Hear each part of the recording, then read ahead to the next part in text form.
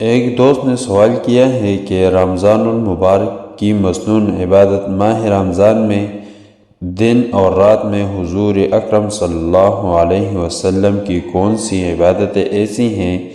جن پر ہم کو عمل کرنے کی تاکید کی گئی ہے؟ جواب میں یہ ہے کہ ماہ سیام میں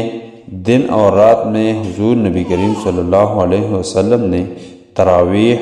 تلاوت کلام پاک، تہجد اور صدقہ و خیرات کے اہتمام کی ترغیب دی گئی ہے۔ یعنی ان چیزوں پر نبی علیہ السلام نے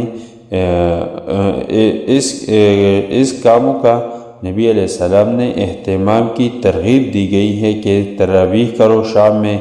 اور تلاوت کلام پاک دن اور رات میں کیا کرو، تہجد کی نمازیں پڑھو، صدقہ و خیرات کچھ نہ کچھ تو کر لو۔ یہ ضروری نہیں کہ ہم لوگ ہزاروں پہ پیسے دے دیں، نہیں، بس اپنے جو طاقت ہے اس کے مطابق صدقہ و خیرات